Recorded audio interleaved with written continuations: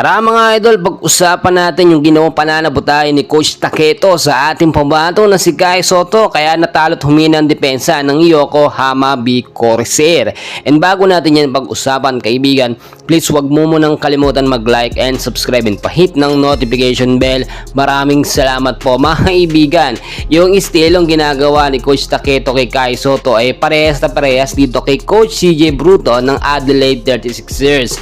Bakit ka mo? Tignan nyo mabuti mga kaibigan, kung napanood nyo yung live na game kahapon, sa third quarter ng game mainit na no, yung ating pambato na si Kai Sotto, nandun na yung chemistry at momentum niya sa mga player, tapos bigla pang inilabas, tapos 2 minuto na lamang yung natitira. So bakit? Anong problema? Very obvious na parang pananabot tayo ito sa ating pambato na si Kai Sotto.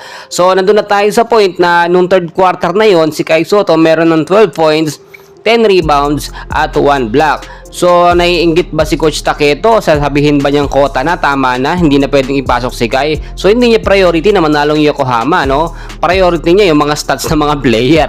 And very obvious na nung nilabas si Kai, pagpasok ng fourth quarter ng game, nawala na ng gana, no? Lumamya na, kasi syempre, wala na uminit na, nawala na yung init. Parang ang nangyari kasi dito mga kaibigan, ito si Coach Taketo, nagpatay ng makinang umiinit na, no? Tapos paiinitin ulit. Ganyan nangyari sa ating pambato na si Kai Sotto. Pero kung titignan po ninyo, ang ganda sana ng depensa ni Kai. Yung panimula ni Kai Sotto kahapon, ang ganda. Yung unang 4 points po ng Yokohama nanggaling sa ating pambato na si Kai Sotto. At yung mga rebound po niya, no, umabot nga ng 12 pa rebounds. Ibig sabihin, napaka-agresibo ng galaw ng ating pambato ni si Kai. Double-double nga po. Pero ang pinakatanong ng lahat, bakit sinabotahe ni Coach Taketo? Nilabas doon sa third quarter ng game kung kailan kainitan. Makakahabol pa sana mga kaibigan Tapos pagdating ng fourth quarter, hindi pa ipinasok agad, no? Kalagitnaan pa, no?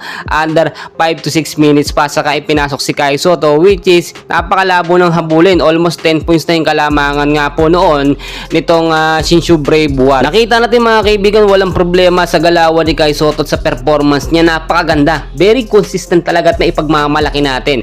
Pero yung sistema ngayon ni Coach Taketo nagbabago na paunti-unti. Ang kinaibahan lang nitong si Coach Taketo kay Coach CJ Bruto, no, mas mahaba lang naman yung minutong ibinibigay kay Kai Sotto. Pero para sa play, no, sa coaching style at pagmamando ng mga player, pag-rotate, hindi natin maaasahan tong si Coach Taketo. Wala problema sana no. Kung naibabad sana sa third quarter ng game, okay sana. Baka hindi pa nanalo itong Shinshu Brave Warriors at nagawan pa ng paraan sana pagdating ng fourth quarter. Intindihan natin, no, kung si Kai Sotto meron ng 3 or 4 fouls, no, dito sa third quarter, okay lang, ilalabas yan. Pero ang nangyari, wala pa nga sa 3 fouls si Kai Sotto sa third quarter, inilabas na po agad. Mga kaibigan, para sabihin ko po sa inyo, ang estratehiya kasi nitong si Coach Taketo, talagang kada magkakaroon ng foul si Kai Sotto, kada umaabot na ng 10 points pataas ang kanyang score, inilalabas na si Kai, tapos binibigyan ng playing time yung ibang mga player. Naintindihan natin yung point na niro-rotate ni Coach Taketo na para magkaroon din ng puntos yung ibang mga player, magkaroon ng stats. Pero syempre, main priority ng isang coach talaga dito ay manalo yung kanyang kupunan, no? Kahit nakabangko yung ibang mga star player nila. Si Kai Sotto kasi pag nawawala sa loob, uma-attacking. Kaya mga kaibigan, as of now, meron na lamang 9 games itong Yokohama B. Corsair.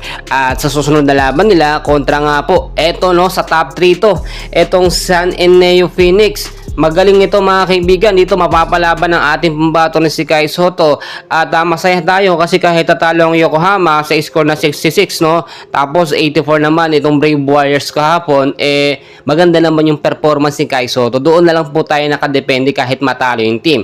Kasi sa sistema yan nang nangyari talaga mga kaibigan. Yung Yukin Kai Sotto tandem, hindi na rin natin masyado nakikita yung appearance dahil nga sa sistemang ginagawa ni Coach Aoki Taketo. Pero so far, so good mga kaibigan, yung performance ni Kai tuloy-tuloy, consistent at maganda yung pinapakita. Kaya naman tuloy-tuloy yung suporta sa ating pambato si Kai Sotto. And please mga kaibigan, huwag mong kalimutan mag-like and subscribe. Maraming salamat po.